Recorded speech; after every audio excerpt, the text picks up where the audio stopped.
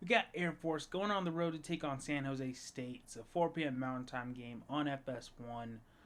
Air Force, coming off another close, tough loss, this time to Army.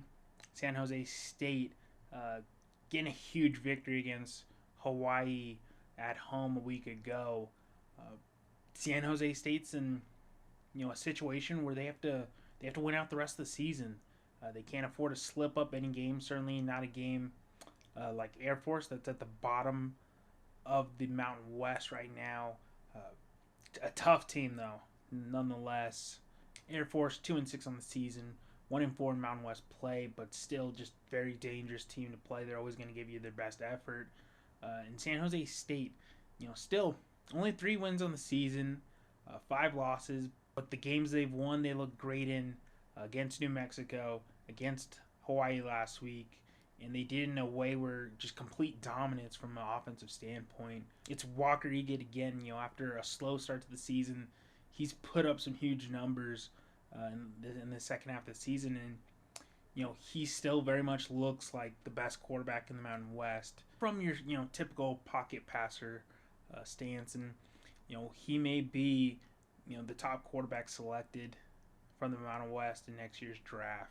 As for the Spartans, they're 2-2 on the season. They can.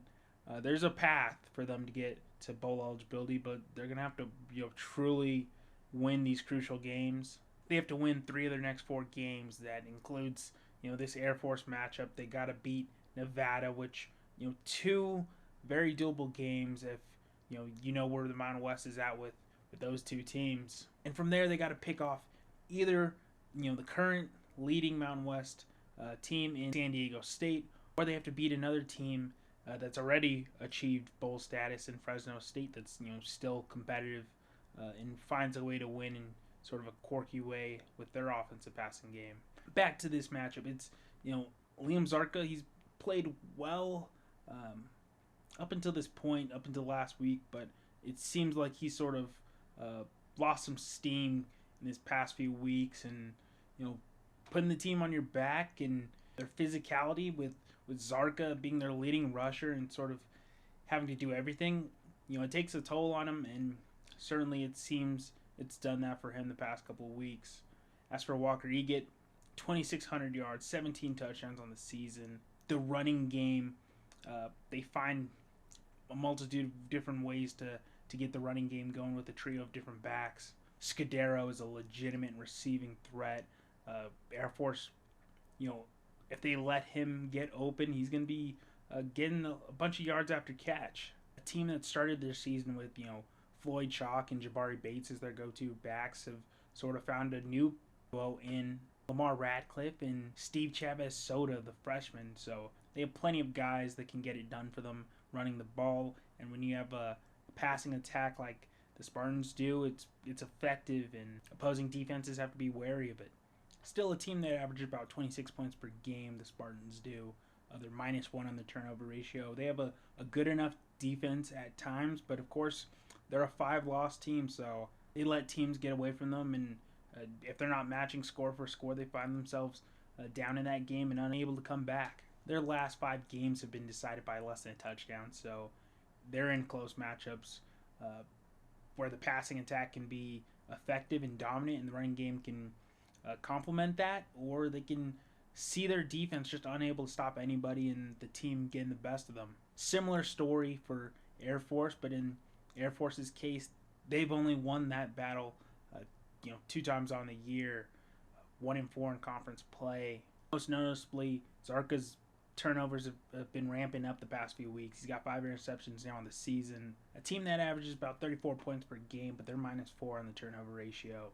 This is a game that seems like it's going to come down to the secondary of the Falcons, and I don't know if they'll be able to keep up with what San Jose State's going to have for them on Saturday. Uh, Walker Egan has lit some teams up. Even in games they've lost, he's lit teams up.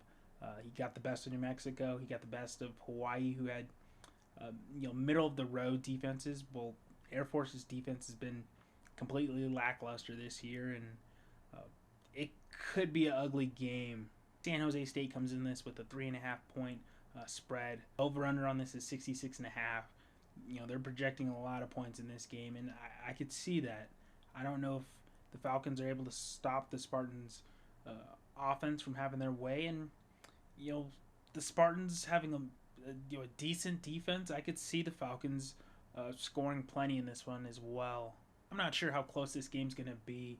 Uh, on one hand, I could see San Jose State, completely getting them out of this one, sometime in the second half. But at the same time, uh, this feels like one of those games that San Jose State could slip up on, and a game that they really can't afford to lose if they want to see a bowl game in this season. Uh, they could slip up against this Air Force team, and Air Force could catch them off guard at home, and at that point it'd be ugly for Spartans fans. It's Air Force going on the road to take on San Jose State. It's a 4 p.m. Mountain Time game on FS1. Be sure to check this one out.